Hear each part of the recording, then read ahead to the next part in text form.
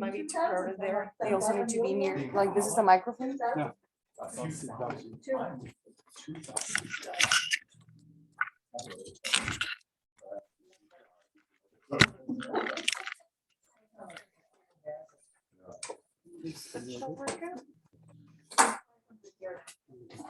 They, And it's much I'll better. keep I the asked, stopwatch. walk through this Stopwatch, before, yeah. maybe like and it was a too 1 long. minute And I asked notice to facilities people. that- I know. Yeah, sounds good.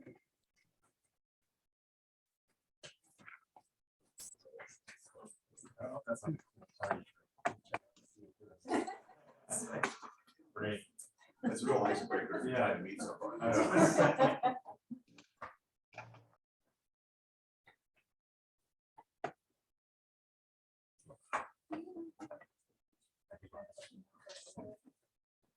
I don't think they that stuff. I think they went straight into it.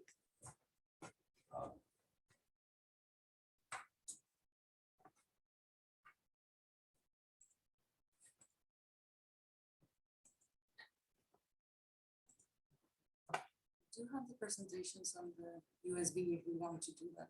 Yeah, I think so. I was just looking to share. And then make sure you can share like if you was not here.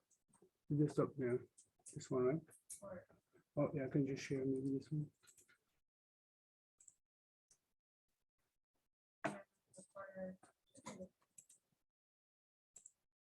So how do I make this? Oh, this is- Yeah. I think there's one in, Oh, and the other one, yeah, okay. you want the one in the. Don't you have one in here? And that one? Yeah, I guess just open it.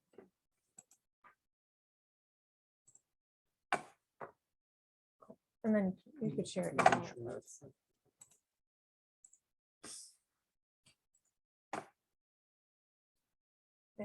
That's wrong.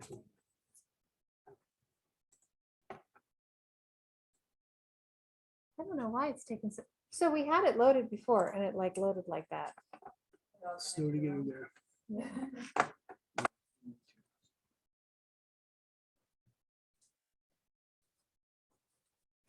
Well, you could introduce her and I'll put it up on the front. Okay, sure.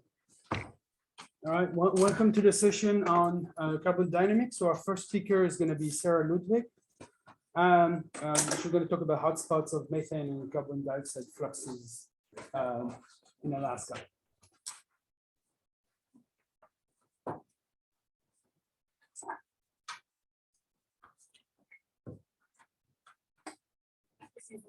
Yeah, you can just use the mouse to change slides.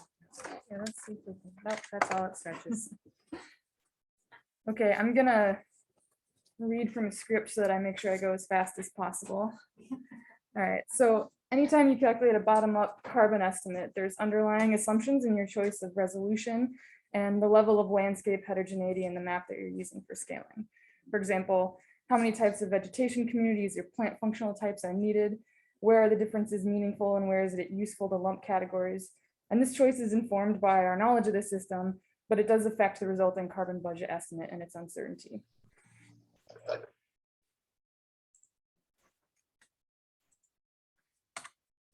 All right, so Arctic ecosystems are often extremely heterogeneous at multiple scales. This photo demonstrates some of that heterogeneity in the YK Delta. Here's another good example of that closer up. So my goals are to determine the carbon balance of the YK Delta, learn how carbon uptake and respiration vary by land cover within the system, and determine how this scale of heterogeneity in the landscape affects the carbon budget estimate and uncertainty. So to do this, I'm using carbon dioxide flux data from an eddy covariance tower that we installed in the YK Delta in July 2019. My approach uses footprints of the landscape that the tower sees to determine how much each land cover type influences the tower at any given flux observation, and then decomposes that tower measurement into carbon fluxes from each constituent landscape. So here's a Sentinel-2 RBG image of the region around the tower. And this is an example of the footprint influence for July 2019 from one of the analytical footprint models that I used. And I compared 3 different footprint models to see how that affects the scaling. So this is a second, and that's a third. And you can see that there's general agreement, but slight differences. So if we zoom in on the area of high influence around the tower, within this red circle that I'll scale to, you can see there's a few small lakes, there's a bunch of wetlands, a lot of different types of tundra types on peat plateaus, and a few small spots of degrading tundra. And I made a land cover map for this area using an unsupervised classification. So this is what I'm going to consider the most complex landscape with 9 different categories. And then lumping similar types, I've got a simpler level of heterogeneity with 5 categories. And the decomposing of the tower flux footprint actually worked quite well. So the plot on the left shows how the predictions match the observations for the tower net ecosystem exchange. And the plots on the right show examples of the predicted respiration and gross primary productivity for a few of the landscape types in the simple land cover categories. And then my last slide, if you break out the net ecosystem exchange by land cover type for one of the results on the left, you can see the estimates and the uncertainty in all those fluxes as a time series. And then if you take those land cover fluxes and you scale them to that region over the time series that this model was trained on, which was summer 2019, on the right, you get your total carbon estimates. So the top one shows using the simple landscape map, and the bottom one shows the complex landscape map. And both of them also have the result you get if you assume a homogeneous footprint on there in light green. So the take-home message is you get a very different carbon estimate if you account for any level of heterogeneity, and that the type of analytical footprint model has a bigger effect on that estimate than the actual level of complexity that you consider. So there's a slight change when you go from simple heterogeneity to complex heterogeneity, but yeah, so that's it. I have other results from it I could talk about, but save that for later.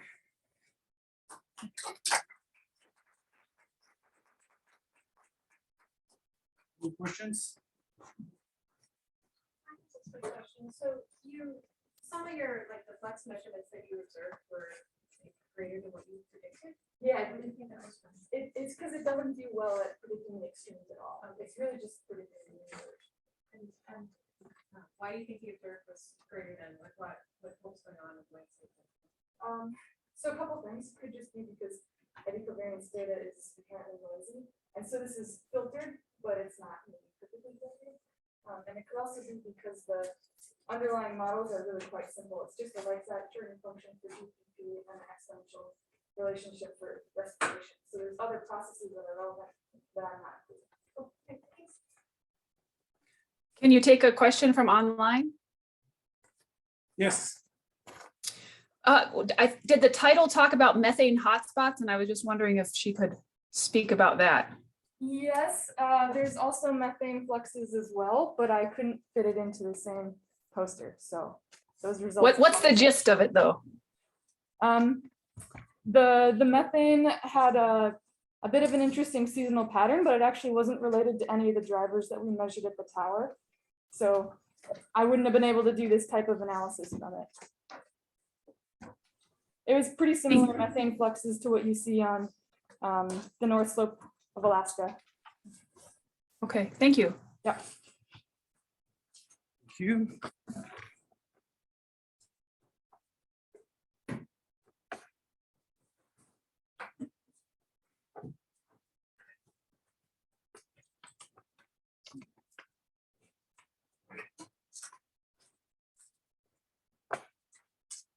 You want help? You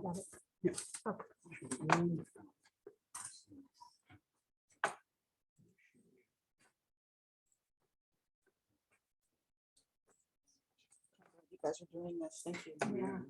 Try in there. I think stick with the edge instead of Is this, So sharing first. here. Don't use the Google Chrome. yeah, I just wanted to close it. Oh, okay. Yes. Is this the edge one? Okay. And then I would get hers here, presentation. And then do this. Yeah. Okay. That's great. All right, so our next speaker is going to be Melanie Engram, who's going to talk about SAR and how it can be used to detect large gas seeps in the lake. Hi, thank you. So I'm from the Water and Environmental Research Center here at the University of Alaska Fairbanks, and I'm a remote sensing scientist. I use spaceborne SAR. You've heard a lot about L-band SAR. So far, I'm not using the airborne, I'm using the spaceborne SAR. So Arctic permafrost caps a large pool of carbon-14 depleted or fossil methane. Pictured here is a large seep in a lake emitting some of that old fossil methane, which is not included in any Earth system models because we don't know the magnitude or the timing of gas release. There is evidence that permafrost thaw, potentially enhanced by groundwater flow, causes open leaks through as conduits, so this fossil methane can come out into the atmosphere. We found these types of geologic seeps in lakes through local indigenous knowledge and through aerial surveys. But we don't know how numerous they are, and we don't know if they're changing with permafrost degradation. I've done some previous work, my previous work for the above project has been to quantify ecologic methane from lakes that freeze due to the disturbance of the ice water interface with the physical presence of gas under the ice and in the ice. And in doing that, I have looked at thousands and thousands of frozen lakes in SAR scenes. And this one caught my attention. This is North Blair Lake. And the left-hand panel, this is just south of Fairbanks, shows a high backscatter feature. You can see it in yellow in the north part of the lake. I looked at optical imagery, and you can see a hole in the lake ice in Planet Data in the fall. And even in Google Earth in the spring, you can see holes in the spring ice cover. So it looks like there might be a large methane seep there. This feature also showed up in every single L-band spaceborne SAR scene. This is ALOS. It also showed up in the older JERS data set, which I'm not showing here. SAR imagery is generally grayscale. I colorize it so that you can see the difference between the different decibel levels, and you can compare between scenes. The same color means the same value. We traveled to the lake in the fall of 2021 and found a large 70 by 90 field of bubbles at the location of that high backscatter feature. Katie and the field crew measured the gas flux within the seep and outside of the seep with a floating dynamic LGR system and collected gas samples with an underwater bubble trap for analysis. Bubbles in the seep field were very dense, so they were smaller than what we usually see in the ecologic seeps, but they were denser. The flux within the seep was 45 times higher than the background diffusive flux, but the methane concentration was really low, about 6.6%, which is a lot lower than we usually find in a lot of these seeps. And that could be because of possible groundwater association or higher methane oxidation because the bubbles were so small. The carbon-14 age of about 18,000 years before present could result from a methane substrate of about 18,000 years ago, or it could be a mixture of older fossil methane with a younger source. The stable isotope delta C13 from methane of a negative 44.5 indicates a possible thermogenic origin, or again, higher oxidation. Water depth range from about 1 to 4 meters across the lake, except for a deep 4 to 8 meter complex pockmark found below the gas seep. I was curious about the scattering mechanism from this big seep, and I used the Yamaguchi three component decomposition of polarimetric SAR, fully polarimetric L-band data And the results showed primarily a roughness scattering, and that's on the left. But you can also see a volumetric scattering, which is exciting because this could separate the geologic seeps from the ecologic seeps.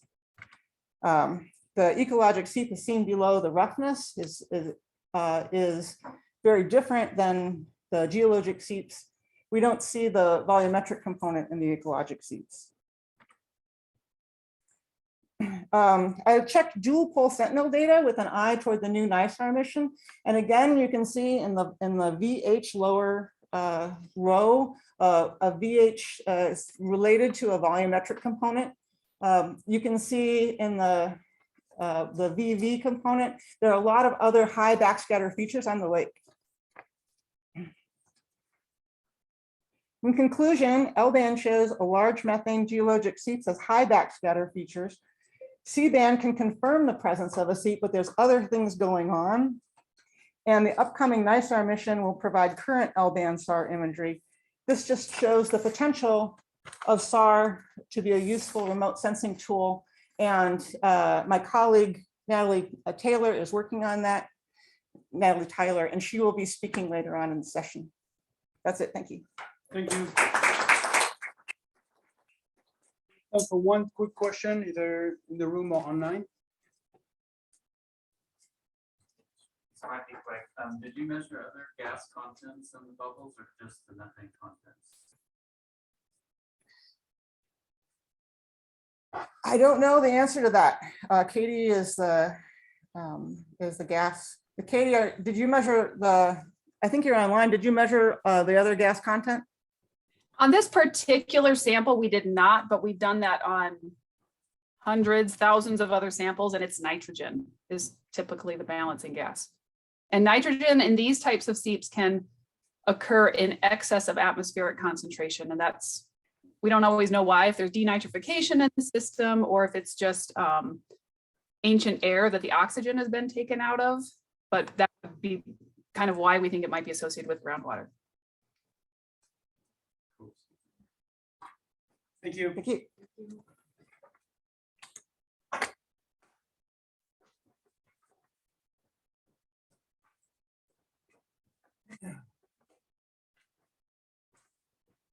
That's a good setup for this one.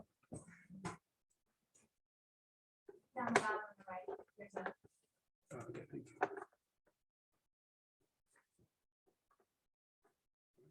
you. Next speaker is David Bettman, and he's going to talk about radiocarbon ages for lakes in Alaska. All right, so I just want to say first off that I'm representing Phoenix Garcia Kikagos, who's the postdoc in my lab, and she's really the push on this work. And Clayton Elder in the room was also very much involved as well. So I'm not going to answer questions. You can put them to them. Just kidding. What do I hit? All right, I got it. Just looking at the audience here, I don't need to go into this in a lot of detail, but I just wanted to lay out for those that don't usually think about lake systems in the Arctic, at least where we work in the Yukon Flats. Not a lot of them are connected to rivers or surface water flow. And when we think about carbon in Arctic systems, in Arctic lake systems, you basically have groundwater inputs, sometimes surface water inputs, and exchanges with the atmosphere. And the forms of those can be both inorganic carbon, CO2, bicarbonate, carbonate, as well as organic carbon, dissolved organic carbon, particular organic carbon material going into the lake.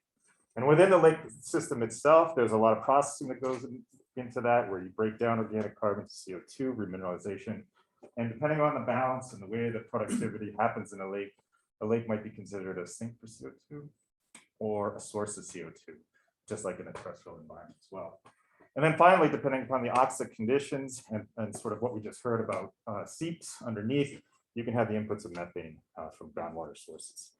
All right, that was the 1 minute version of a lake carbon cycle.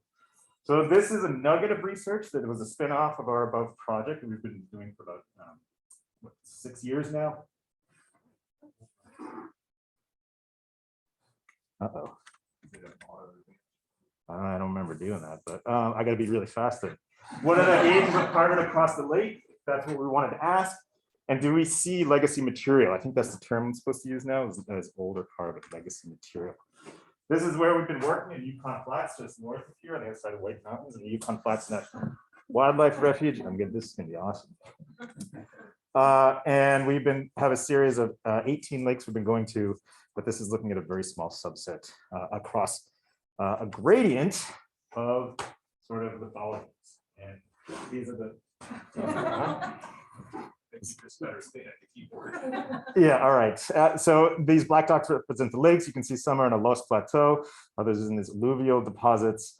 And these are lakes that we captured a whole composition of radiocarbon data for. Okay.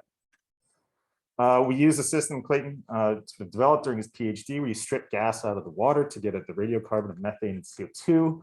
And we have measurements of inorganic carbon, radiocarbon 13C, as well as DOC. 14C and 13C as well. Just quickly, I'm showing some results of that. This is the fraction modern, or the sort of relative abundance of radiocarbon in CO2 and methane on the left-hand side here. You can see that the vast majority, the fraction modern, is relatively modern. There's not a lot of aged material coming through and getting into the dissolved gases themselves. A little bit in contrast to the seep itself, which these are pinpoints in a system that might be bringing in that aged material across the gradient of lakes here. We don't see it, and this is put on top of Neil Pastek's map of permafrost probability, just as an example to see the gradient there. However, the one I do want to bring your attention to, we have Boot Lake, Green Pepper Lake, which is in the high permafrost probability zone, this Loess Plateau where there probably is permafrost left in the Yukon Flats National Wildlife Refuge. We see aged material getting in there. Just quickly, the data, you interpret, I don't know, you interpret this data, the sort of the lower the fraction modern, the older material is. You can see, should say CO2 down here, this methane. CO2 is all relatively modern, but the methane, we have two sources of aged material, those two lakes that I mentioned before. And really, what we're trying to do now is figure out why and whether or not this is a function of sort of the geology of the area, or there might be a seep in this particular system that is bringing in the methane signal. We did a quick sort of mass balance using a mixing model for methane and CO2. And again, the short story is that methane in general is still modern across the totally the dissolved methane composition of most of these lakes, with the exception of these two. The mixing model used 4 end members: fossil, dead, Holocene, Pleistocene, and atmospheric. For the CO2, I just want to point out for this one lake, which was Green Pepper, in this Loess Plateau, where we have aged DOC and aged methane in the system, we don't really have a functioning hypothesis of exactly which one is contributing to the actual aged source in this. Yep. But nonetheless, when we're looking at it from a carbon balance perspective, most of these lakes are really attached to the atmosphere. There's a lot of high productivity. So they're pulling out CO2 from the atmosphere most of the season, which really drives these systems to be overall modern and not much influence from terrestrial and subsurface older carbon sources. And that's really been some of the findings that our above projects has led to, right? Some of the key points. So we don't really see a huge input of terrestrial material into these lake environments. And we only saw aged material in these perched, Loess deposit, high potential for permafrost. So there's still an indication that there's a permafrost signature, but it's not as large as you may have suspected. Overall, these are fast processing, taking modern carbon out of the atmosphere, processing it, and bringing it right back under respiration terms. But what we do, and sort of laid out a couple of questions we're still going after, right? Are there these thermogenic methane sources, and how frequently do they occur in lakes, at least in the Yukon Flats and more broadly across the Arctic, right? And then one of the things that I'm really curious about is if there's this sort of, as we see discontinuous permafrost and sporadic permafrost moving forward, are there these fronts that are moving through lake environments that sort of, you see a rapid engagement of old carbon, and then it actually rapidly is converted to CO2 and is lost, and then it re-enters a rapid modern carbon cycling process. All right, that's it.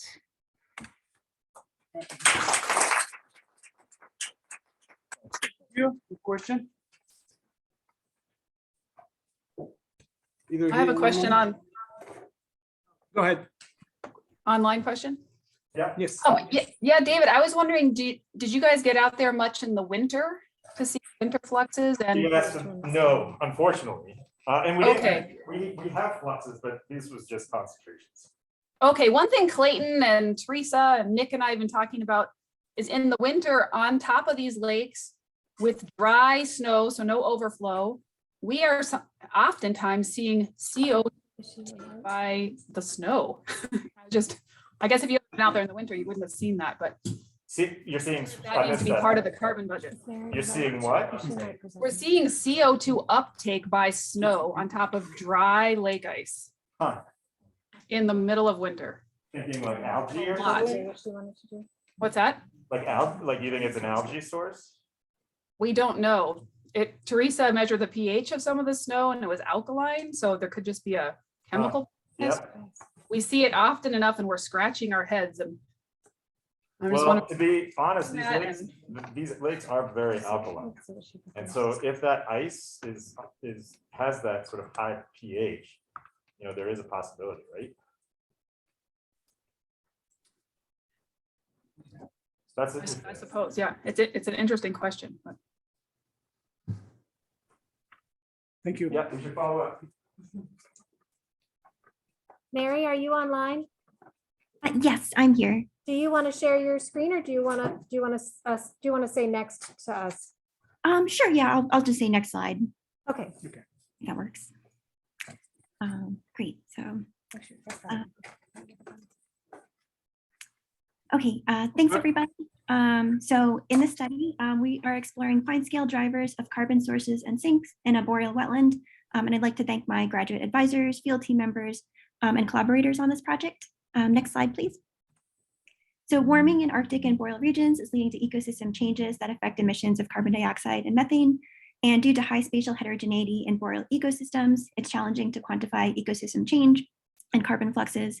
And there's uncertainty about the variability of carbon sinks and sources over different spatial scales. Next slide, please. So in this study, we carried out a field campaign at a boreal wetland to better understand patterns and drivers of carbon fluxes at fine spatial scales. Toward this goal, the first objective is to assess spatial heterogeneity in carbon sinks versus sources. The second objective is to identify key variables and processes that drive the sink and source patterns. And the third objective is to scale up and map fluxes across a site using models informed by high resolution drone imagery. But we've so far worked on objectives 1 and 2 of this project, which will be the focus for this research highlight. Next slide, please. So the field campaign was conducted at the Big Trail Lake wetland site located in the Goldstream Valley watershed in Fairbanks, Alaska. Goldstream Valley is located in the discontinuous permafrost zone and is characterized by abundant wetlands and thermokarst lakes. Next slide, please. And at the Big Trail Lake study site, there's a lot of ongoing carbon flux research, which I think we'll be hearing about in this session. Teams from the University of Alaska Fairbanks have established an eddy covariance flux tower on the lake, and they're doing a lot of work with field observations, remote sensing, and geophysical measurements to study methane flux in the lake and surrounding vegetation. And additionally, NASA JPL has been mapping methane enhancement in the above study domain using high resolution airborne surveys. And as part of that work, they conducted ground-based validation of methane hotspots at Big Trail Lake using flux chambers and geophysical surveys. So kind of in the context of these studies, we investigated spatial variability in terrestrial carbon fluxes further upland from the lake. Next slide, please. So the map on the right shows Big Trail Lake displayed here in green. So we focus sampling in an area north of the lake. It has sparser tree cover, high cover of mosses, shrubs, and graminoids, and there's a lot of variation in soil moisture conditions. Next slide, please. During July of 2021, we collected chamber-based carbon dioxide and methane flux data for a sample of points across the site. We sampled 15 sites, and within each site, we set up 4 soil collars to get an idea about flux variability over smaller spatial scales. Next slide, please. And at the flux sample locations, we also collected in situ soil moisture, temperature, pH, vegetation cover, and we collected soil samples for chemistry and genomic analysis. Next slide, please. Based on the flux chamber data, we saw high spatial variation in methane sinks and sources. The box plots show that the magnitude of the methane sources was much larger than that of the sinks. The sources here are shown in red and the sinks are shown in blue. And the map on the right shows the locations of the flux chamber samples. And these sink and source patterns were consistent over 2 different measurement periods, about 1 week apart. So overall, these results indicate that the methane sink and source patterns were consistent over time, but that there was a lot of variation spatially. Next slide, please. And we also saw spatial variation in the net carbon dioxide sources and sinks. However, due to time limitations, we had fewer samples of net CO2 fluxes. Next slide, please. We also found that methane sinks tended to be CO2 sources and the other way around. So in the bar plot, the bars to the left show sinks and bars to the right show sources. One exception to the pattern was collar 12S, which was both a CO2 source and a methane source. And it might be the case that the balance between methane production and oxidation favors production just slightly in collar 12S. This is because collar 12N was located just a few meters away at a slightly higher elevation, but it was a small net methane sink. Next slide, please. And we also investigated variables that are driving the observed fluxes. And these scatter plots are just showing the methane source fluxes. And we saw a more significant relationship with soil moisture on the left compared to soil moisture on the right. And just looking at the scatter plot on the left, soil moisture at 20 centimeter depth had the strongest relationship with methane source fluxes. And we tested the regression residuals for spatial dependence, but the residuals did not have significant spatial autocorrelation. These results suggested that the soil moisture deeper in the soil profile played an important role in determining methane emissions at this particular site. So next slide, please. So in summary, we observed that spatial variability, we observed spatial variability in methane sources versus sinks at the Boreal wetland site. And we found that methane sinks tended to be CO2 sources and the other way around. And that soil moisture at a 20 centimeter depth was an important driver of the methane source fluxes.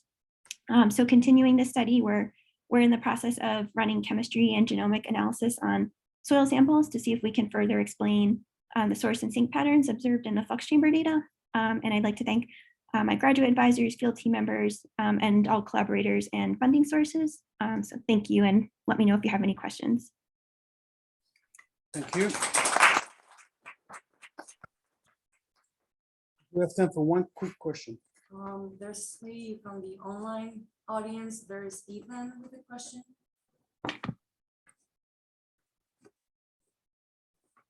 Could you hear me? Maybe he couldn't hear me. That was an applause symbol. Oh, Oh, I have a question. Thanks for the presentation, Mary. I'm not sure if you can hear me or not, but maybe you can. Do you have plans to try to upscale fluxes beyond your chamber sites in the environment there? Yeah, so that is sort of the third piece of the goal. We were hoping to upscale the fluxes with the drone imagery that we've collected. The one issue is that we ran into some technical difficulties. We collected drone imagery when we collected the optical imagery, and another piece of it was to collect thermal imagery to try to model surface temperature. We were not able to get the thermal model successfully completed, so that was kind of like a critical piece that we were going to use to upscale the fluxes, but we might still try with the data that we do have. All right, thank you.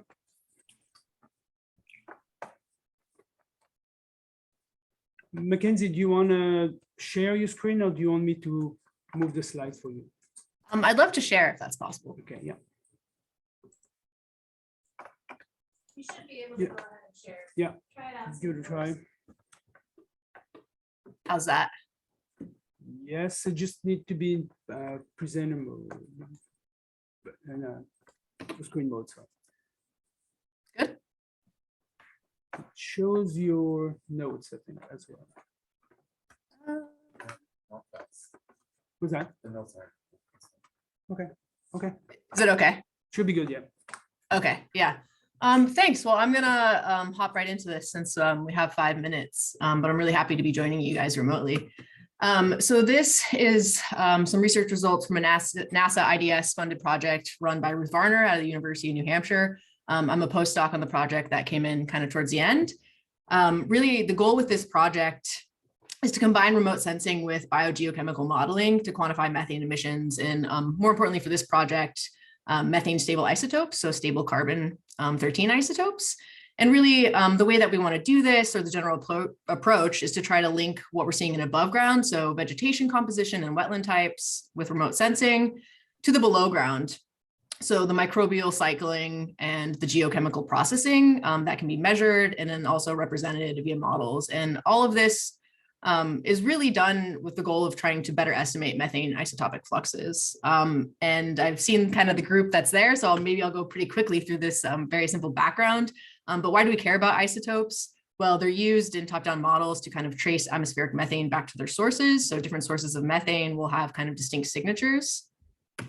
And typically we use kind of a narrow range for microbial methane, so wetland methane emissions.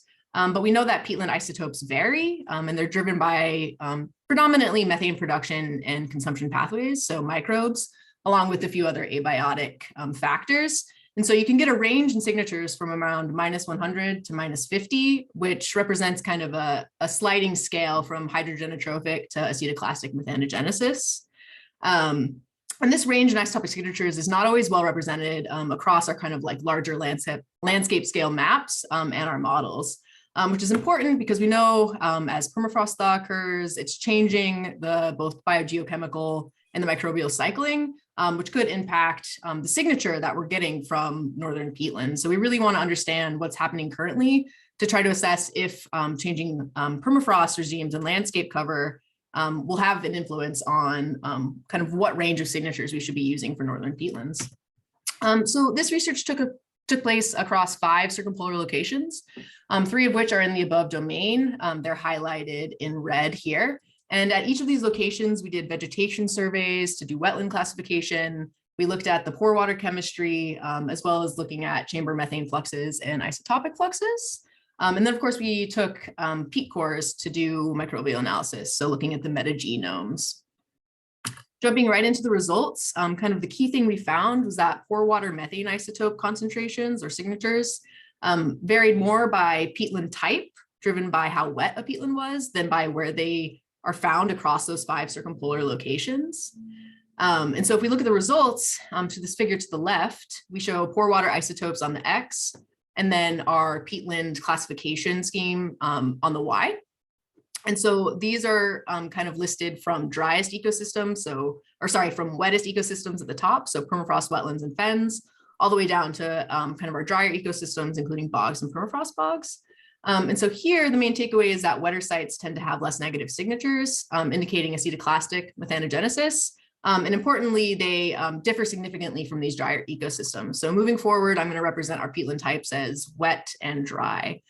So now this represents what's happening in the below ground processes, but as I mentioned at the beginning, we really want to focus on the connection between below and above ground processes. And so one way to do that is to look at the relationship between our pore water isotope signatures and our emitted isotope signatures. So that's what I'm showing here in the scatter plot. And so now I've represented these points as dry peatlands in orange and wet peatlands in green. And we can see here that there's a fairly good linear relationship between the below ground pore water isotopes and what's emitted. However, we'll note that we have a pretty low sample size for our emitted fluxes. So there's going to be some follow-up work to that as well. So this kind of defines the baseline relationship between the connections between the below ground and the above ground. But to really understand if separating between dry and wet peatlands will have an impact on what we're seeing in terms of the atmospheric signal from northern peatlands, we need to also consider the flux magnitude. And so we measured chamber fluxes as well, which is what I'm showing here. So to the left are the chamber isotopes that you've seen already, just shown in box plot form. And then to the right are the magnitudes, so those chamber fluxes. And so what we've done in our preliminary analysis is we've combined what we know about the magnitude and the isotopic signature with known areas of peatland distribution. And for that, we used the new BALDS land cover map led by David Olefelt. And when we do that, we can determine kind of a mixed isotopic signature of peatlands in the atmosphere. And so our preliminary results show that the signature from peatlands, when you consider the differences between dry and wet peatlands, is a mixed signal of around -68, which if you look here is about a little bit lower than what we typically use as the range for microbial signatures for northern ecosystems. However, you can see that our uncertainty bounds fall within this range. So we have some follow-up projects to look a little bit more into this. The first, we're going to incorporate some larger isotope and methane flux data sets to see if the relationships that we found in our study are holding. And then we're going to also do some site level model validation using DNDC, which can do methane flux and methane isotopes. And we're going to combine that with hyperspectral drone imagery to scale at a landscape level. And then we also are still in the process of analyzing our microbial community data, so connecting metagenomes to what we're seeing in the pore water spaces. And then eventually the goal for this project is to be able to develop regional or circumpolar scale maps of isotopic fluxes of methane. And with that, I just want to say thanks, and hopefully I have a time for a question.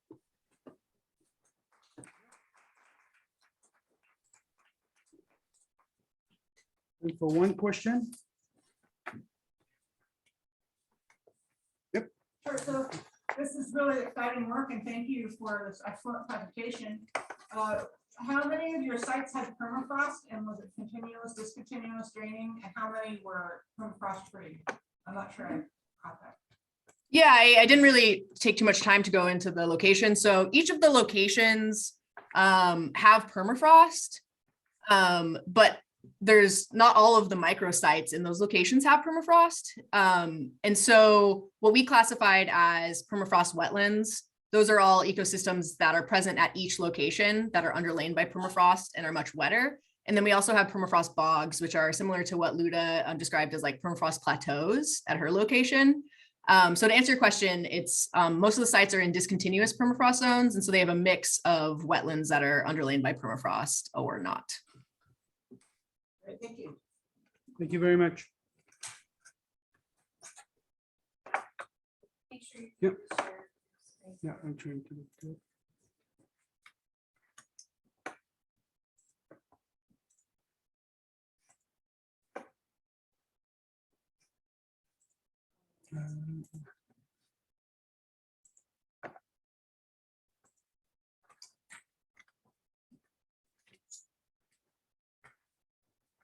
Hi, so I'm Luke Schipperl. I'm a research associate at Harvard and Columbia, and I'm going to be presenting work that we've been doing as part of the Above Carbon Dynamics Working Group's methane synthesis project with a bunch of collaborators listed here, and then also data providers throughout that are mentioned throughout the talk.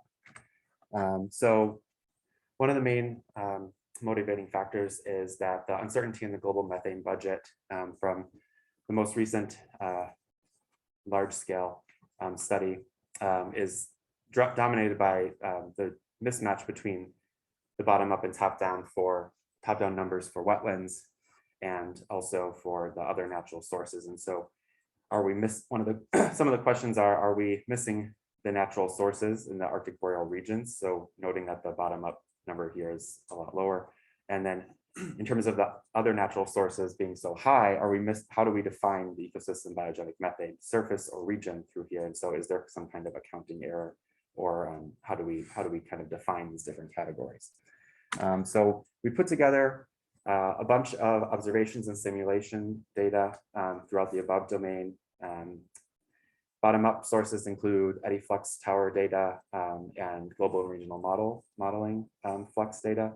And then top-down aircraft concentration data, and I'll be showing a regional optimization as well that use the aircraft data. Shown here are two maps of the region, and so we've kind of been looking at three distinct areas: Northwest Canada here, which is a more inundated boreal forest, interior Alaska, which is a drier boreal forest, and then the North Slope as well, which is tundra. So I'm going to go through each of the three different regions fairly quickly and give out kind of our main takeaway when we compare the observations to the models. So this is a site level comparison at Scotty Creek in the Northwest Canada area. So The gray is that EdiFlux data, and throughout all of these, the bars are the different global models, different combinations of global models that we've been looking at. And so generally in this region, the global wetland models do a good job of the seasonal cycle and the magnitude, although of course there's a lot of variability here. The regional comparison, so that was the site level comparison. The regional comparison is very similar, since most of this region is pretty consistently inundated and producing a large amount of methane. That's on the left. On the right is our top-down atmospheric evaluation using the aircraft data, and you can see that, again, the models, which are the vertical bars, the same range as on the left. The top-down, or the global models reproduce well the observed seasonal cycle and magnitude kind of on the mean level in this region. We go to the interior Alaska region here. I'm plotting 3 different EdiFlux data sets from the Bonanza Creek area, and you can see that the global models match really well with the Black Spruce site, which it makes sense because this area in the kind of larger scale models is dominated by boreal forest and the Black Spruce kind of ecosystem. And so there's a lot of heterogeneity within this grid box. So you do see nearby the large emissions from the bogs and the fens, but the models actually, go toward this Black Spruce, which is more dominant here. And then things get a little more interesting when we get to the North Slope. And so we kind of the main takeaway here is that we see that there is significant biogenic methane observed from non-inundated areas or areas that are not classified as inundated. So here you can see that there's very few bars because all the global models pretty much have 0 or very low methane compared to the EdiFlux data.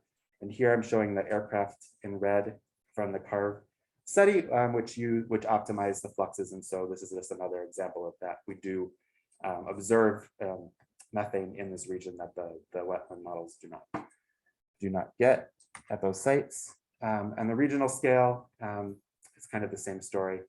There's very little methane from the global wetland models. And using the top-down atmospheric observations from the model, the left of the 2 scatter plot parts, so you can see that, on the average, which is where the bars are, there's very little, but we do see a few of the models do produce some methane. So there is the potential from there. But when you look at the mean, so if you would look at the mean, you would think, oh, the models are doing bad, very, very poorly. But there are a couple that actually do produce the observed levels. And then on the right of the scatter plots is the comparison using the TCF Pan-Arctic model that's, instead of driven by inundation, it's driven by soil moisture and vegetation types as the distribution. And so that one actually does pretty well as a comparison. So the takeaways here, the global models, global wetland models capture the magnitude and the timing of the biogenic methane for inundated and non-inundated boreal forest, but not Arctic tundra. We're still looking into a lot of reasons. This is kind of an example of maybe more questions than answers. So I'm just kind of listed the different reasons here. I just wanted to put a plug into kind of our next steps from our group is that we're next summer going to be making EdiFlux observations from an aircraft throughout the North Slope for methane and CO2 and their isotopes. And so kind of, the uncertainties along this wetness gradient are kind of helping us drive where we want to go. And so if anyone has suggestions of where exactly we should fly or interesting areas to look at, I'd be happy to talk to you about that. So thanks.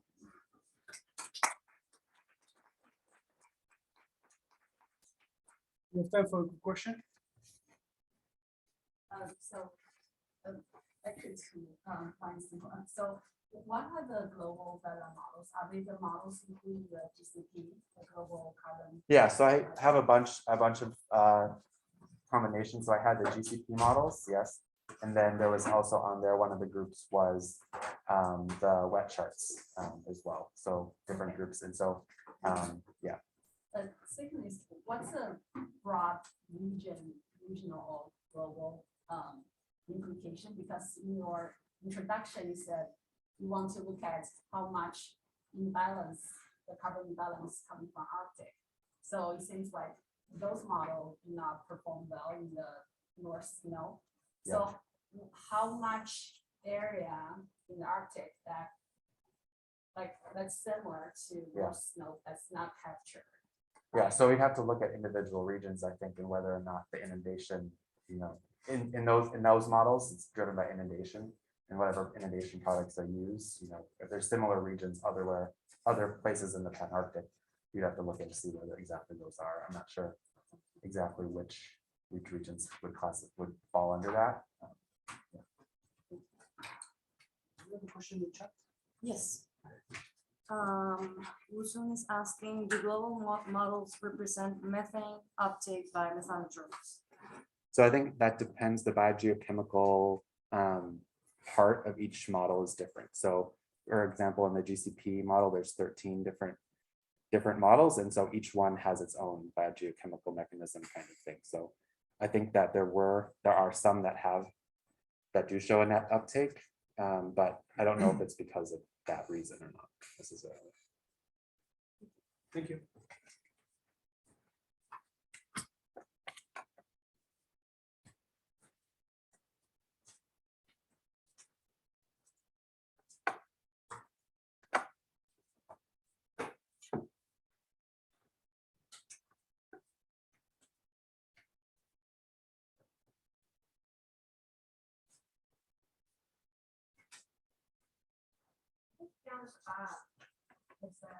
Yeah, I think earlier that may have been the issue we had earlier is because it was not downloaded.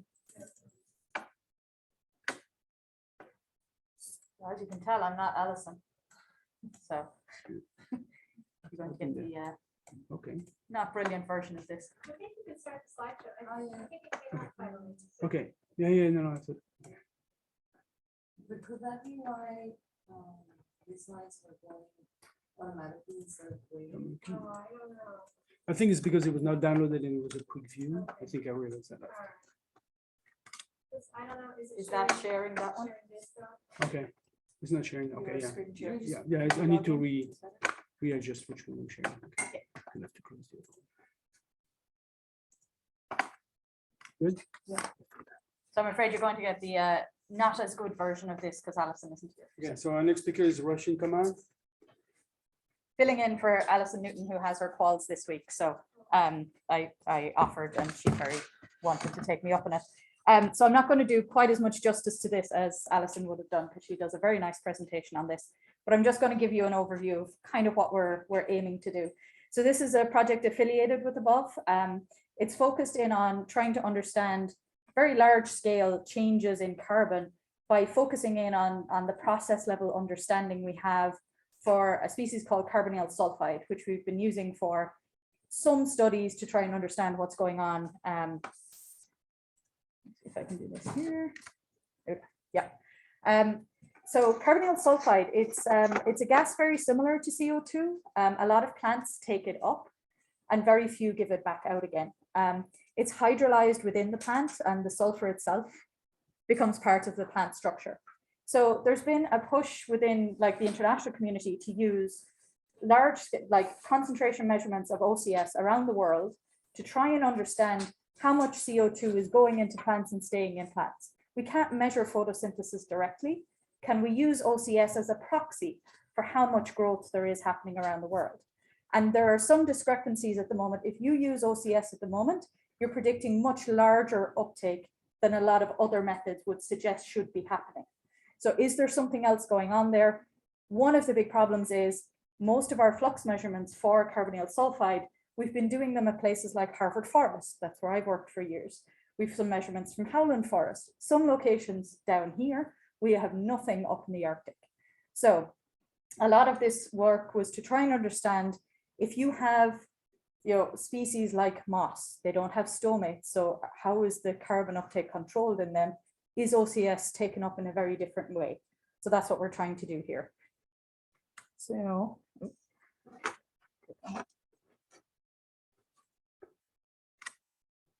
I have to admit, I spend a lot of my time in these project meetings, not one clue do I understand what's going on about mycorrhizal, they talk in acronyms I don't fully understand, and then they have to go back and explain to me that they're talking about fungi and different types of things, but I'm learning a lot.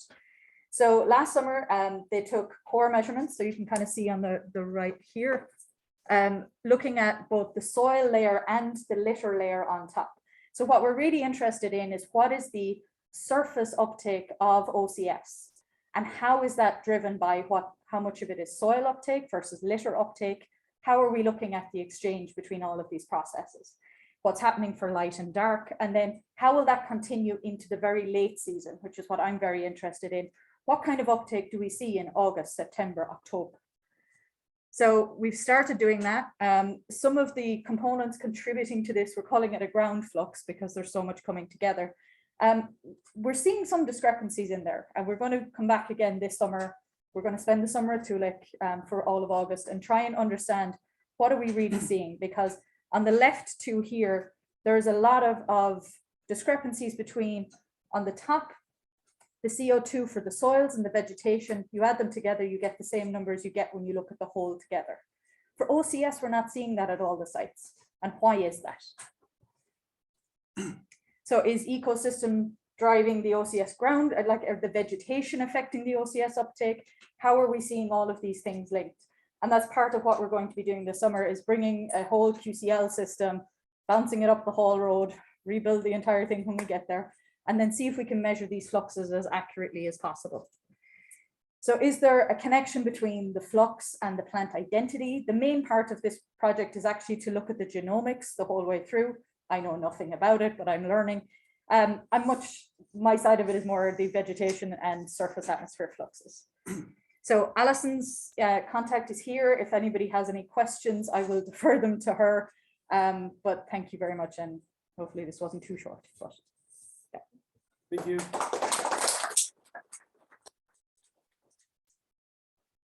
Assume there are no questions. Yeah.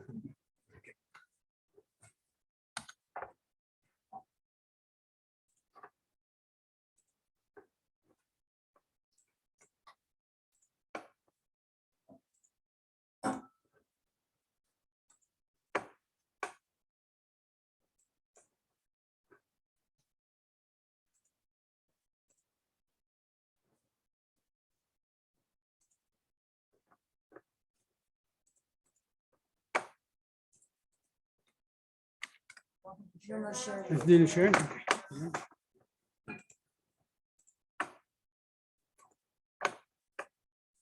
On the left. Yes. All right, so next speaker is myself. All right, so my name is Cedric Fichot. I'm from Boston University. So I'm gonna do a very quick overview of a new project that was recently funded as part of the NASA Carbon Cycle Science Program, and that we are essentially starting this year. So this is a project that we're doing in collaboration. It's a collaborative project that I'm doing with colleagues at Texas A&M, so Carl Kaiser, Alexander Shikomanov, who is at the UC in New Hampshire, who's a hydrologist, and Mark Friedel, Boston University, and collaborator at Environment Canada, with Martin Evans. So in this project, we are primarily interested in, so give me a second. Primarily interested in quantifying, so modeling the lateral transfer of heterogeneous dissolved organic carbon, so we refer to as DOC, from boreal ecosystems to the Arctic Ocean, and we want to try to understand its vulnerability to change.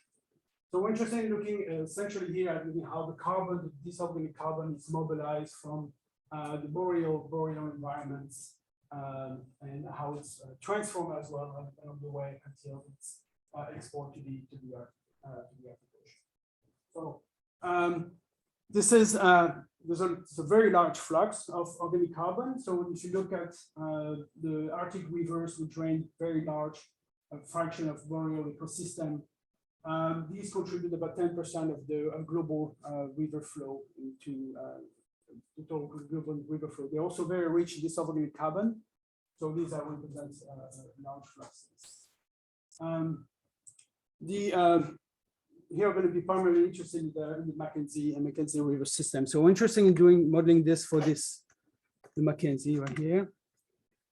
And we're specifically interested here in comparing, looking at three contrasting conduits of heterogeneous dissolved organic carbon in the Mackenzie, which is right in the middle of the, above the main.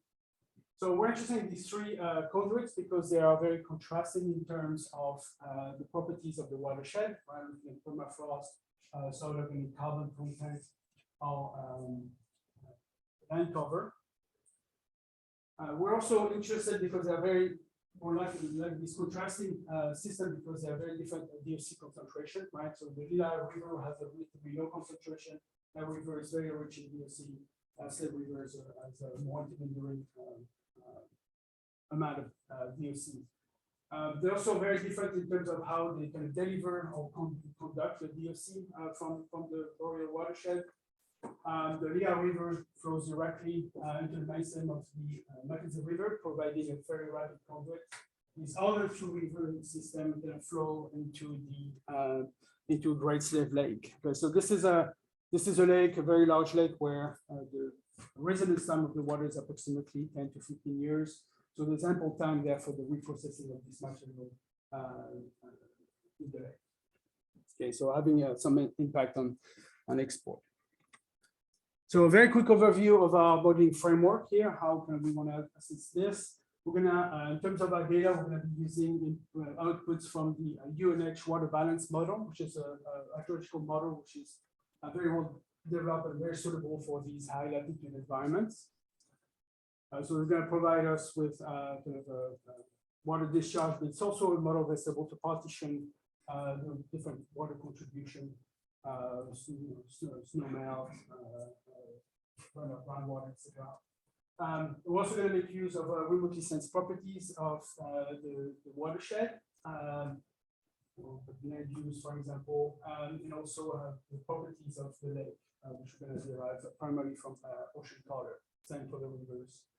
And we're going to also require a large amount of field measurements, data and samples that we're going to use existing data as well as data that we're going to acquire as part of field campaigns. These are going to be able to, we're going to be able to use this data to inform the model, which has two different modules, a model of DOC watershed inputs, and also a model of the DOC transformation, the mineralization during this export process. So this is going to help us allow us to model the DOC export out of the Arctic Ocean. And so we expect to do that retrospectively for the past 20 years or so. Okay.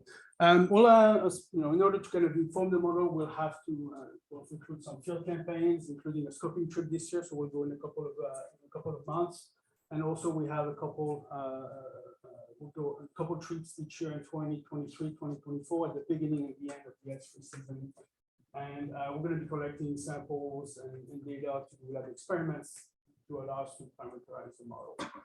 We'll also be deploying probes, water quality probes at key locations in the watershed that allow us to provide measurements or estimates of DOC concentration from an optical proxy. So in order to do this, we'll have to engage with the communities. So we've done already a lot of consultations with the local communities from Fort Simpson, Fort Providence, and Fort Resolution.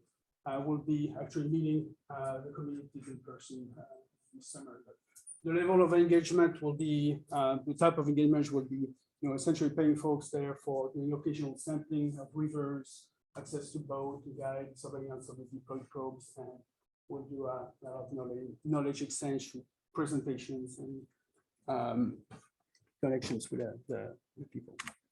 Okay, so just to finish, just would like to acknowledge the funding source, also data from the government of Northwest Territories, and Marlin Evans has been pretty essential in establishing this first connection with the communities. Thank you.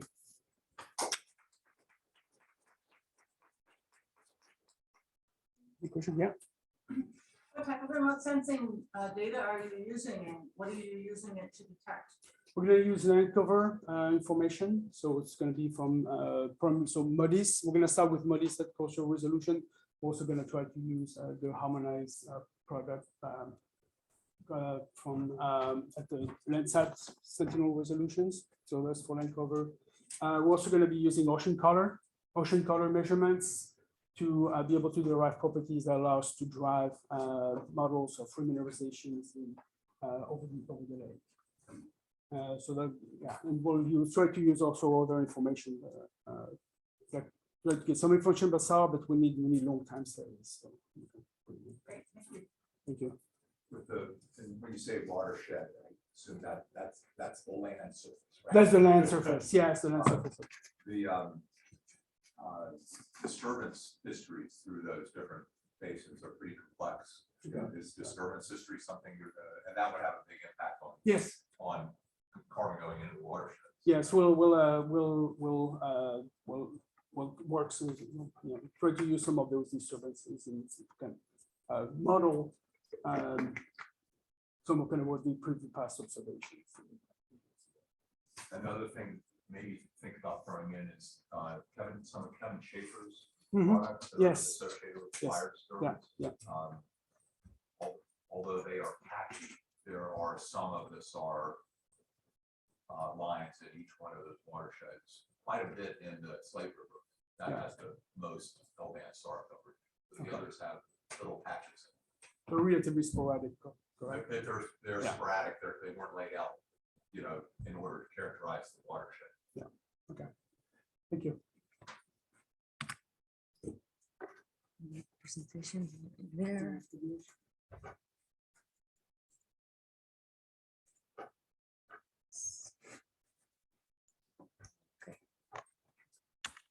Okay, will work.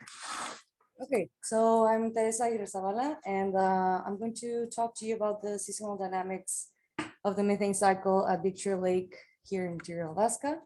Victoria Lake is just north of campus. It's a thermokarst lake set on Yeroma permafrost. Actually, you've already heard some information about it. It formed in 1949 from a wetland, and it's actively expanding on its northwestern margin. As you can see, there are two zones to the lake, the shallow zone that has like an average depth of 1 meter and the deep zone that can reach depths up to 4 meters. And in this study, we selected one site on each of the zones to monitor parameters related to the methane cycle. And there's an EC tower continuously monitoring the emissions of this lake. And I also wanted to mention that this is one of the highest methane emitting lakes, thermokarst lakes. And the results I'm going to show are mainly, actually all of them are from the deep site. And like I said, we have the EC tower, and you saw there's a lot of emission studies taking place in this lake, but we don't know that much about what happens in the water. So in that sense, the goals of this study is to quantify methane oxidation and see its relation to the lake ice phenology. And I'm testing the hypothesis that to less ice cover, we are going to see more methane emissions. And that's because the main form of emissions from this lake is through bubbling. And that is year round, but during winter we have the ice cover that traps the bubbles. And so the methane from the bubbles can interact with the water and redissolve into it. And so the methane becomes available for methanotrophs to oxidize it. And so if we have less ice cover, we would have more direct emissions. And for this study, I will be monitoring dissolved gas concentration and water quality parameters. I'm running methanotrophic incubations, and I intend to estimate the lake metabolism. So the results for the water quality, we observed that, so these are the results for the winter period. And we saw that within a very few weeks, oxygen was depleted. So by early November, there was suboxic to anoxic conditions on the water column. And just within the last 2 weeks of April that we started to see the snow melt entering the lake, there was an abrupt change of oxygen concentration. And on pH, we observed that it was decreasing as the winter progressed because CO2 is accumulating and acidifying the water column. And the same thing, as soon as no melt starts to enter the water column, we see that pH started to increase. And the dissolved gases, we observed the accumulation of both greenhouse gases, methane and CO2. And it was very striking that just within 2 weeks in April, the mass dropped by half. And finally, on the methanotrophic incubations, ironically, we observed a little bit of methanogenesis for some of the sampling dates at some depths, as you can see there. But we also observed detected aerobic and anaerobic methanotrophy taking place in the water column. And we see that the rates are starting to pick up for the April sampling. And we also observe a significant effect to temperature sensitivity on the methanotrophic rates. So to conclude, our gross estimate is that methanotrophy is taking up to 21 grams of methane per square meter. This is within the range of what I estimated it accumulated and the emissions that we have for this winter period. So methanotrophy is a relevant and significant sink for methane. However, because of this temperature sensitivity, methanotrophy could be enhanced in a warmer climate, but so would be methanogenesis. So it's hard to assess yet if less ice cover is going to immediately translate into higher emissions. And that's all. Thank you for my field supporters.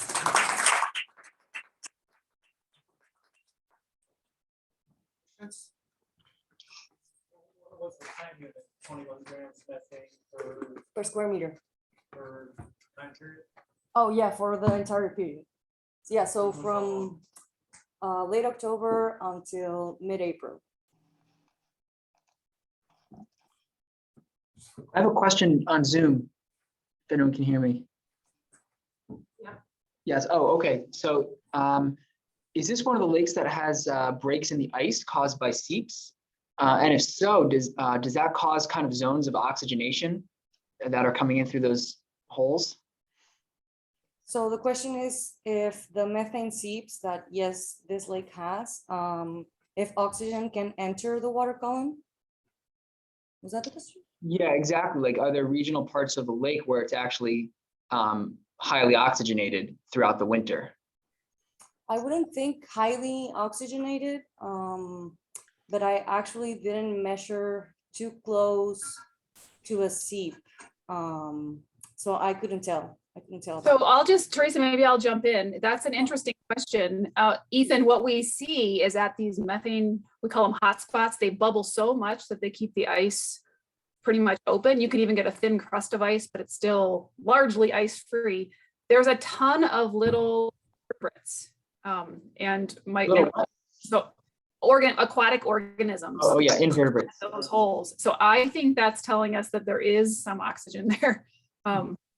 So yeah, Teresa's work has really been just kind of, we picked 2 random spots and started measuring, but future work should definitely look at the spatial heterogeneity associated with those methane seeps. That's a great idea. Yeah, true. Thank you. Thank you.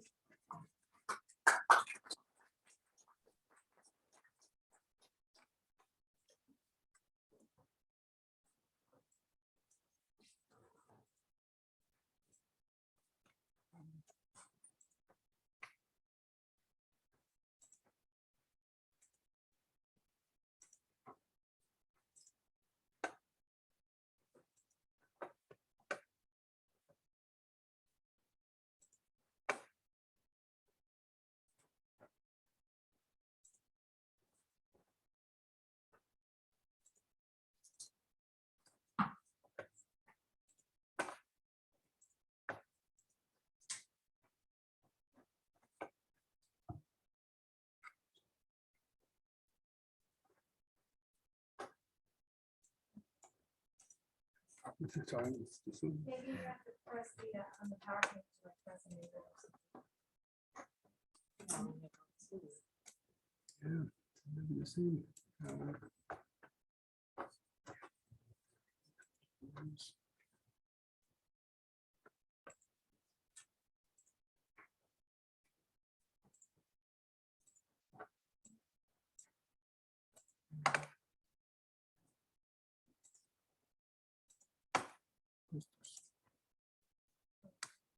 Should be, should be working.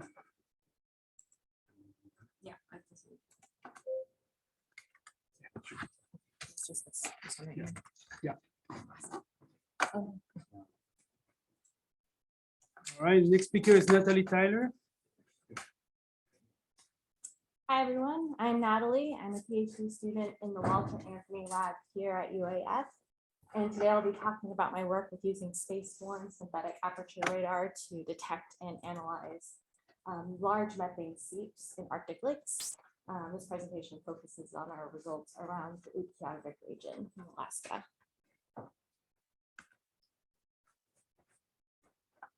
Maybe.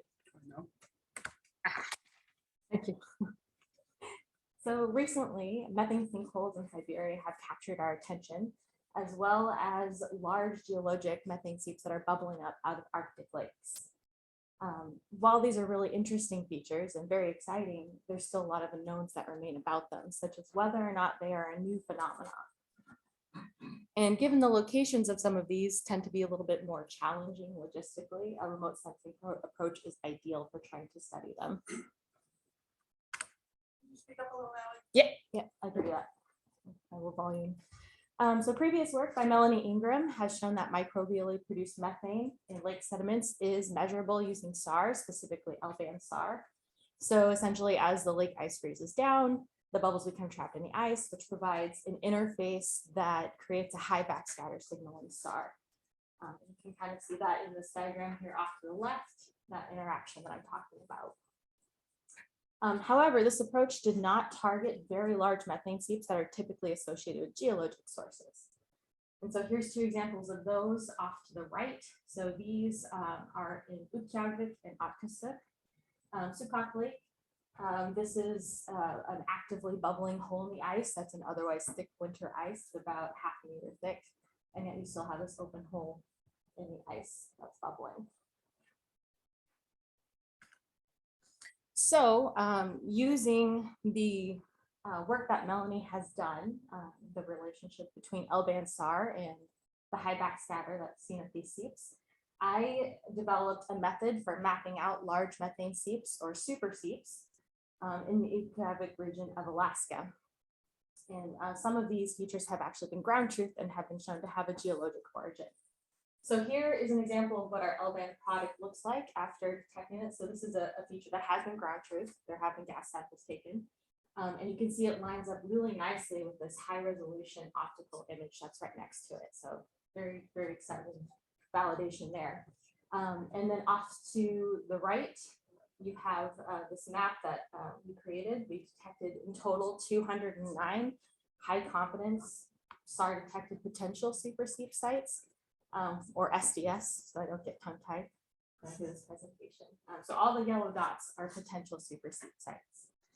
So this is really great for trying to get an idea of the lay of the land, where these might be located, but it still doesn't really answer the question of whether or not these are new features. So to address this, I've been doing a historical analysis using JERS imagery, which is also L-band. And it runs from 1992 through 1998. I've been comparing it to PALSAR imagery from 2006 through 2011, which is what we used to conduct our earlier analysis. This is an example of a lake that we've done boots on the ground validation with. We've found methane bubbles trapped in the ice. And you can see it shows up really nicely in this 2010 PALSAR image, a very unique shape. And it shows up throughout all the PALSAR imagery. But it is not visible at all in this 1993 image from JERS. So to further explore this, I compared my SDS to an ice regime data set also by Melanie Ingram from 2018, and found that the majority of my SAR detected super seep sites were in lakes that either had stable floating ice regimes or they transitioned from a bedfast to a floating ice regime.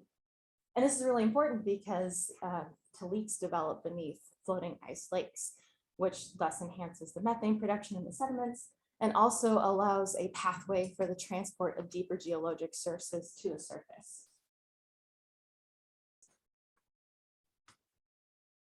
So right now I am doing a scene by scene manual visual analysis of CBAM SAR to see how these seeps express themselves in different ice regimes and different phenologies. Since some of our ground validated super seeps do in fact show up in CBAM. And so this is an example of one. I showed it earlier as the pixelated LBAN product, and it does show up variably throughout all the CBAM imagery I'm using, which is ERS-2. And so I've just been loosely assigning a scoring system for visibility just to kind of get the ball rolling and try to see what these seeps are doing under different conditions. So in conclusion, hundreds of potential super seeps have been detected using SAR, some of which have been ground validated and are visible in high resolution optical remote sensing imagery. Pilot study results have shown that some of these seeps may be new and associated with talik development that is the result of ice regime changes. And then current efforts and future efforts will focus on characterizing these SDS for targeted field campaigns, and then also trying to explore the use of CBAM SAR as an accompanying tool for our LBAN analysis. Thank you.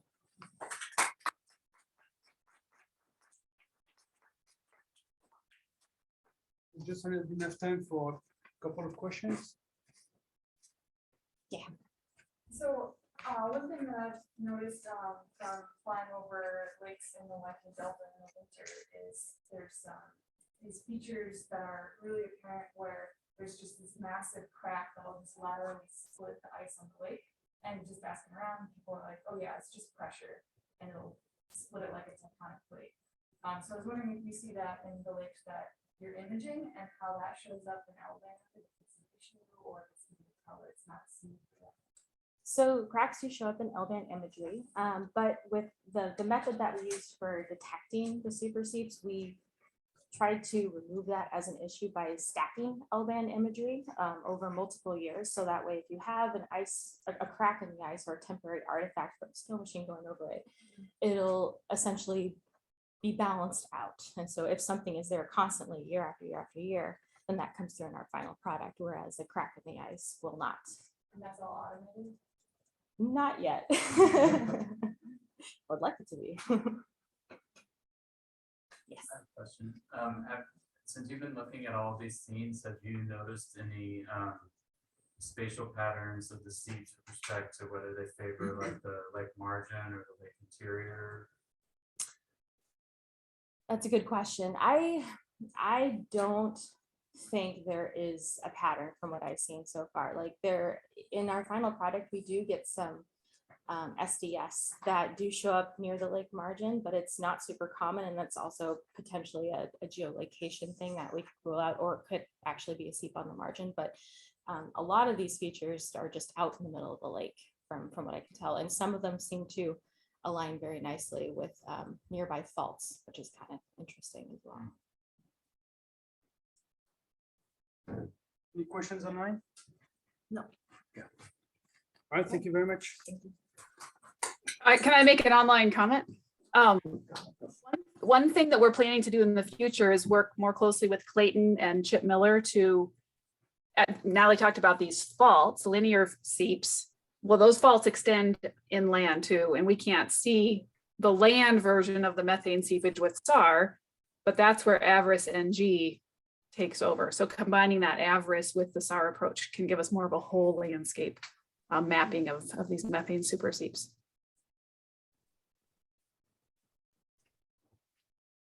You. Right. Finish up, I just want to say thank you to Cedric and Teresa for also being our moderators today. This is our first time really doing this in a hybrid way. And I really appreciate you guys stepping in. Giving it a go. Trying You to did a make it great work. job. Okay, thank you.